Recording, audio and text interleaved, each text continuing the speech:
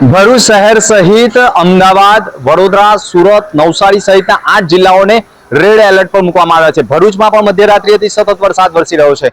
ભરૂચની સ્થિતિ હું તમને બતાવીશ। ભરૂચનો જે માર્ગ છે તે જળમાર્ગમાં ફેરવાઈ ગયો છે। ભરૂચનો ફાટા તળાવ, ચોક બજાર, ગાંધી બજાર, પુરજા 4 રસ્તા સહિતના અનેક વિસ્તારોમાં વરસાદી પાણી ભરાયા છે। ક્યાંક ને ક્યાંક વરસાદી પાણી ભરાવાના કારણે ખુલ્લી ગટરો વાહન ચાલકો માટે જોખમી બની છે।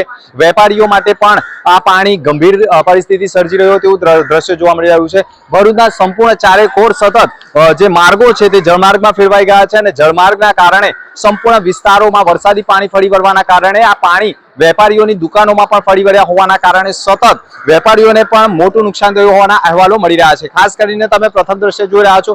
સંપૂર્ણ જે પાણીનો પ્રવાહ છે તે સતત જાહેર માર્ગો પરથી પસાર થઈ રહ્યો છે અને વેપારીઓએ પણ પોતાની દુકાનો બંધ કરી। ઘૂંટણસમા પાણી છે। હાલ વરસાદે ભલે વિરામ લીધો હોય પરંતુ 3 દિવસ સુધી રેડ એલર્ટ જાહેર કરાયું છે, જેના કારણે હજુ પણ ભારે વરસાદ, અતિ ભારે વરસાદની આગાહી છે, જેના કારણે તંત્ર પણ કામે લાગ્યું છે। પરંતુ ભરૂચમાં સૌથી મહત્વની વસ્તુ એ છે કે ફાટા તળાવ, ગાંધી બજાર, 4 રસ્તા આ વિસ્તારમાં જે બ્લોક ગટર છે તેની પાછળ કરોડોનું આંધણ કરવામાં આવ્યું છે। રોડ બનાવવામાં કરોડોનું આંધણ કરવામાં આવ્યું છે, છતાંય પરિસ્થિતિ આજે તેની તેજ રહી છે અને સતત વરસાદી પાણી ભરાવાનું યથાવત રહ્યું છે। એટલે વિકાસ ભલે થયો હોય પરંતુ આજે પણ વરસાદી પાણી ભરાવાની પરિસ્થિતિ યથાવત રહેતા જે બ્લોક ગટર છે તે પણ નાની એટલે કે સાંકડી નાખવામાં આવી હોય તેવું પણ માનવામાં આવી રહ્યું છે। પરંતુ હાલ ભરૂચના માર્ગો જળમાર્ગમાં ફેરવાઈ ગયા હોવાના દ્રશ્યો જોવા મળી ગયા છે।